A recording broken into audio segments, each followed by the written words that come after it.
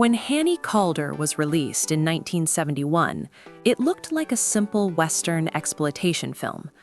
In reality, it marked a turning point in how women could exist in a genre built almost entirely for men.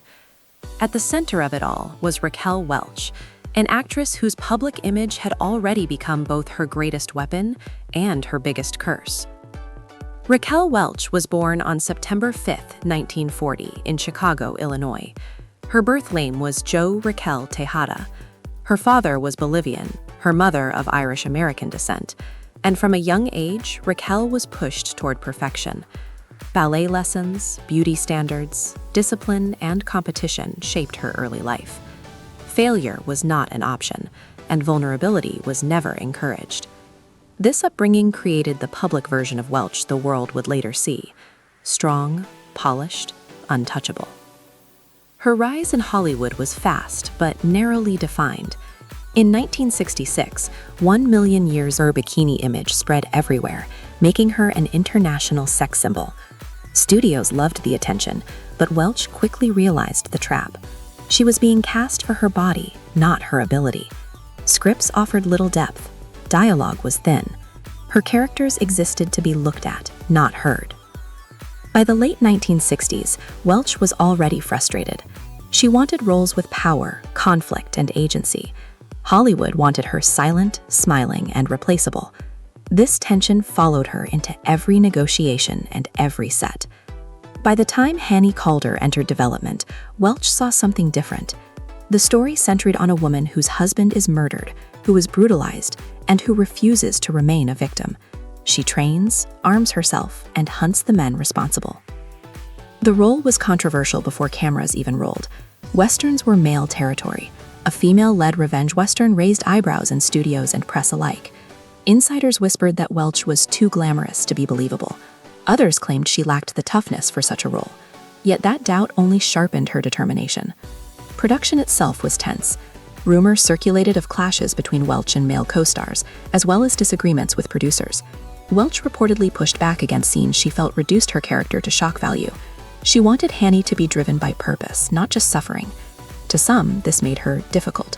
To others, it made her one of the few actresses of the era willing to challenge how women were written on screen. Off-camera, her personal life was unraveling. Marital problems, looming divorce, and relentless tabloid scrutiny followed her everywhere. The press questioned her age, her relevance, and when her fame had peaked. Hollywood had a habit of building women up quickly, then discarding them just as fast. When Hannie Caulder finally premiered, reactions were split. Critics were uncertain, but audiences responded to something raw and unfamiliar: a woman who did not wait to be saved. What many did not see was that this film was not just a character's revenge story. It was Raquel Welch drawing a line in the sand. Success did not protect her. In fact, it did the opposite. After Hannie Caulder, the industry didn't celebrate Raquel Welch's bold move. It quietly began to punish it. Publicly, everything looked fine. Posters sold well, audiences remembered the character, and her name was still famous. Privately, studio conversations were changing. Executives began attaching a new label to Raquel Welch: hard to work with. In 1970s Hollywood, this label was rarely given to men for the same behavior. For women, it was a career slow poison. Welch had started saying no. No to nude scenes that added nothing. No to roles that existed only to decorate male leads. No to contracts that locked her into shallow stereotypes. Every refusal was noted. Every negotiation was remembered. She wanted control over how she was portrayed, and control was something studios hated giving actresses, especially ones famous for their looks. The real turning point came shortly after, during the production of The Cannery Row. Welch was fired and replaced under highly publicized circumstances. The studio claimed illness and unprofessional behavior. Welch fought back, filing a massive lawsuit, accusing the producers of sexism and bad faith. At the time, this was almost unheard of. An actress suing a studio was seen as career suicide. The lawsuit dragged her name through headlines for years. Some backed her quietly. Many openly sided with the studio. Hollywood insiders began avoiding her, not because she lacked talent, but because she was seen as risky. Producers fear unpredictability more than failure. Meanwhile, the media narrative shifted. Interviews became colder. Articles focused less on her work and more on her attitude. She was portrayed as temperamental, demanding, arrogant, familiar words often used when a woman refuses to be managed. The same press that once worshipped her image now questioned her relevance. Her personal life didn't help. Multiple marriages and divorces were dissected in tabloids. Rather than sympathy, she received judgment. Independent men were confirmed bachelors.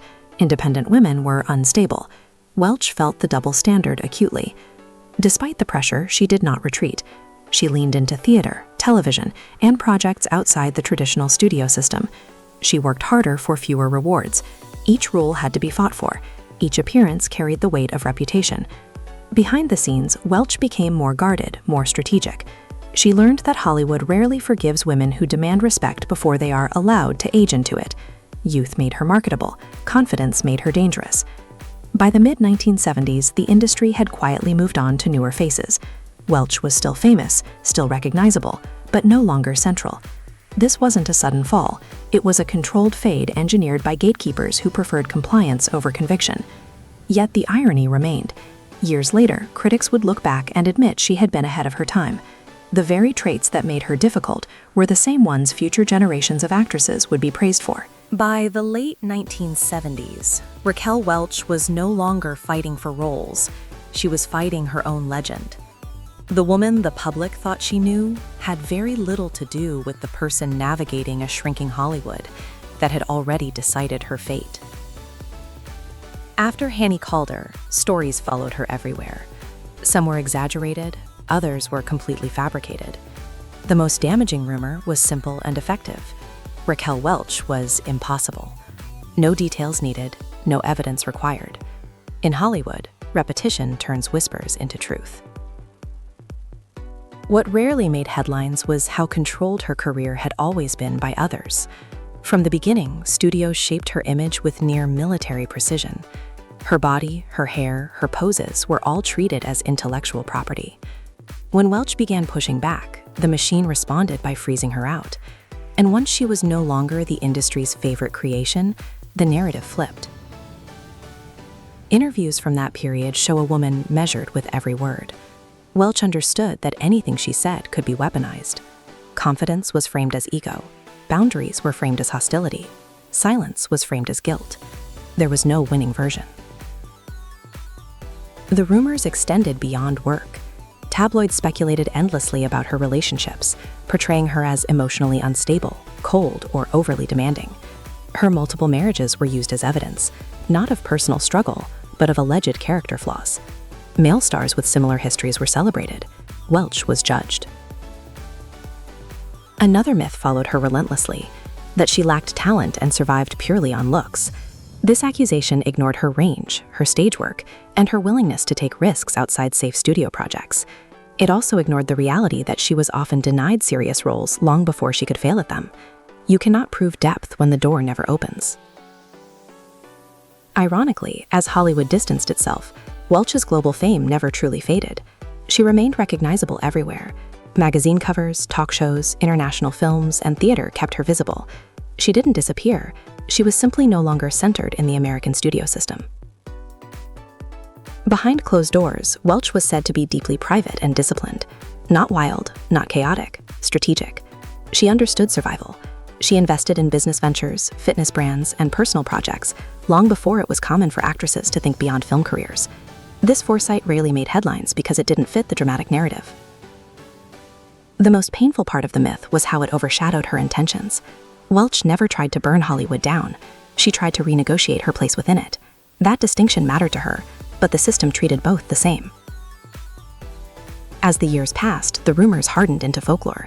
Younger audiences heard her name, but not her battles. Her image became frozen in time, youthful, fierce, silent. The complexity behind it was erased. Yet something unexpected happened. As conversations about sexism, power, and agency in Hollywood grew louder decades later, Welch's past behavior started to look familiar, even admirable.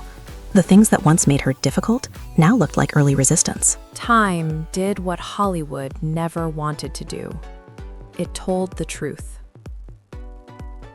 Long after the noise faded, Raquel Welch's career began to look less like a cautionary tale and more like a blueprint that arrived decades too early. By the 1980s and 1990s, Welch was no longer chasing approval. She chose her appearances carefully, favoring theater, television, and selective film roles. The industry that once labeled her difficult now treated her with polite distance. Not apology, not reflection, just silence. Yet her name still carried weight, because icons don't disappear just because studios stop calling.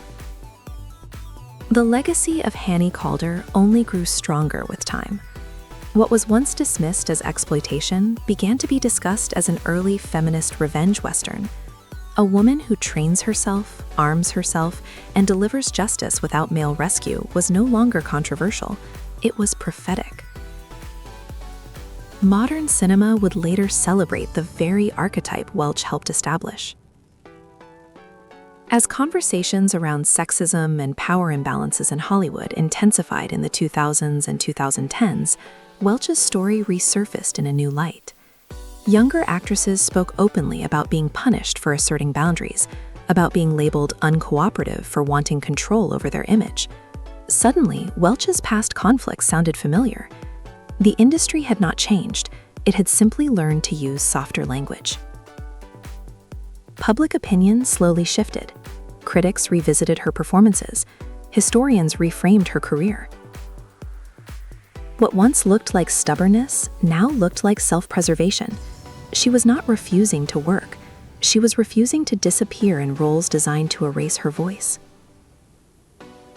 Welch herself remained composed in later interviews. No bitterness, no public vendettas. She spoke about discipline, self-worth, and knowing when to walk away. There was strength in her restraint. She understood that legacy is not something you announce, it's something time reveals. Her death in 2023 quietly closed a chapter Hollywood never fully confronted. There were tributes, headlines, and polite praise, but no reckoning with how the system had treated her. And perhaps that was fitting. Hollywood rarely apologizes to women it outgrows. Today, Raquel Welch stands as more than a symbol of beauty. She represents an early refusal to be owned by the image that made her famous. Her career reminds us that being ahead of your time often means standing alone while others catch up. And Hannie Caulder remains the clearest proof. Not just a character seeking revenge, but a warning about what happens when a woman takes control of her own story before the world is ready to let her.